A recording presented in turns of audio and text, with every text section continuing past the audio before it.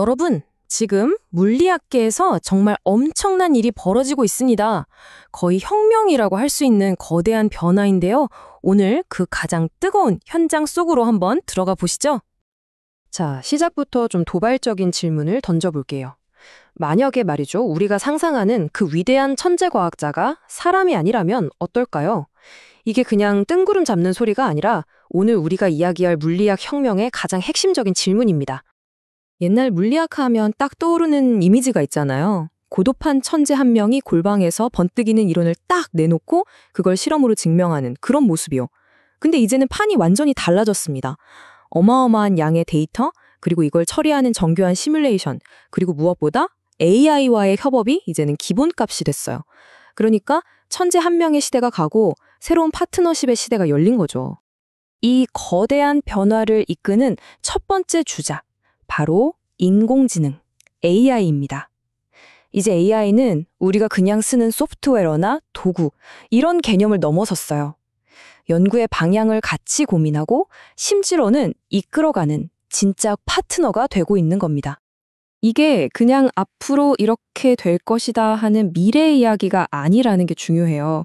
이미 현실이거든요.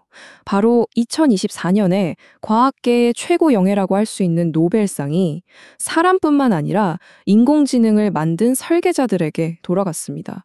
이건 정말 엄청난 신호예요. 과학의 패러다임 자체가 지금 뿌리부터 바뀌고 있다는 명백한 증거죠. 좀 더 구체적으로 볼까요? 2024년 노벨 물리학상은 인공신경망의 토대를 만든 존 호필드와 제프리 힌턴에게 돌아갔고요. 그리고 노벨 화학상은 이건 진짜 대단한데 단백질 구조를 예측하는 AI 알파폴드를 개발한 데미스 허사비스와 존 점퍼가 받았습니다. 이제 AI가 그냥 돕는 수준이 아니라 기초과학의 가장 근본적인 문제를 풀어내고 있다는 뜻입니다. 물론 상황이 이렇게 되니까 아주 흥미로운 질문이 생깁니다. AI가 스스로 뭔가를 발견했다면 그 공로는 누구에게 있는 걸까? 이걸 인간의 발견이랑 똑같이 봐야 하냐 마냐? 과학계 안에서도 정말 뜨거운 논쟁거리예요. 하지만 이 논쟁과는 별개로 한 가지는 확실합니다. AI가 이끄는 이 거대한 변화의 물결은 이미 시작됐다는 거요. 그럼 AI가 실제로 뭘 어떻게 하길래 이렇게 난리일까요? 예를 들면 이런 거예요. 예전 같으면 수십 년이 걸릴지도 모르는 신소재 탐색을 단 며칠 만에 끝내버립니다. 또 아직 우리가 만들어보지도 못한 미지의 물질이 어떤 성질을 가질지 정확하게 예측해내고요. 실험에서 쏟아져 나오는 방대한 데이터들, 인간이라면 평생 걸려도 다 못 볼 그 데이터를 순식간에 분석해서 의미 있는 패턴을 찾아내죠. 이건 연구의 속도 자체가 아예 다른 차원으로 넘어간 겁니다. 자, AI 이야기는 이쯤 하고요. 이제 혁명의 또 다른 한 축, 바로 양자 컴퓨팅으로 넘어가 보겠습니다. 오랫동안 거의 SF 영화에나 나올 법한 이야기였잖아요. 근데 이 양자 컴퓨터가 드디어 연구실 밖으로, 우리 산업 현장으로 성큼성큼 걸어 들어오고 있습니다. 이게 얼마나 중요한 흐름이냐면요. 바로 2025년이 국제 양자 과학기술의 해로 지정될 정도입니다. 이건 이제 몇몇 과학자들만 관심을 갖는 분야가 아니라 전 세계가 이 기술의 엄청난 잠재력에 주목하고 있다는 뜻이죠. 물론 양자 컴퓨터가 당장 우리 책상 위에 올라오는 건 아니에요. 이런 단계를 거쳐야 하죠. 먼저 영국의 퀀텀 모션 같은 회사들이 정말 획기적인 하드웨어를 만들고 동시에 그 고질적인 문제인 안정성과 오류를 잡기 위한 연구가 계속됩니다.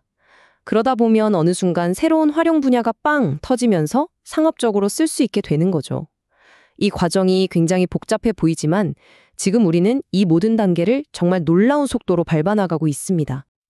그럼 양자 컴퓨터가 상용화되면 우리 세상이 어떻게 바뀔까요?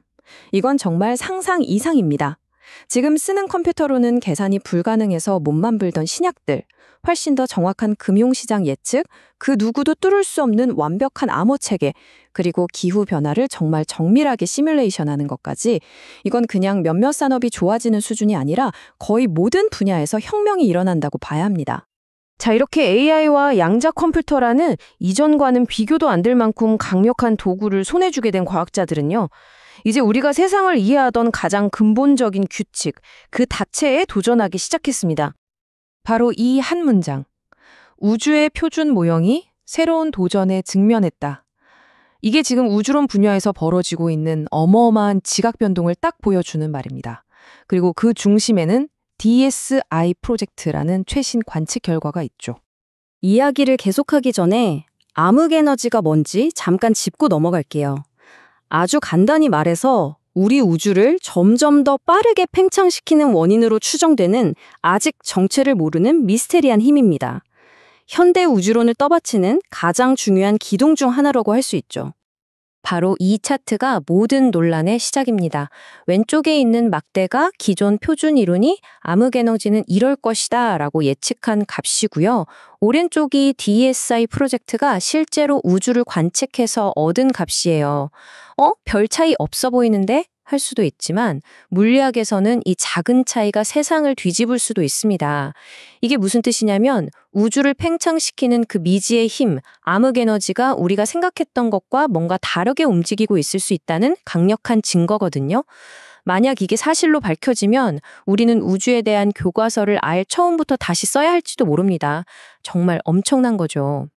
자, 이렇게 거대한 우주 이야기에서 이번에는 반대로 아주 작은 원자의 세계로 한번 시선을 돌려보겠습니다. 놀랍게도 이 혁명은 여기서도 똑같이 일어나고 있거든요. 요즘 과학자들이 신소재를 만드는 과정은 마치 잘 짜인 군사작전 같아요. 먼저 AI 예측 엔진이 수백만 개의 후보 물질 중에서 가장 가능성 있는 녀석들을 쫙 뽑아줍니다.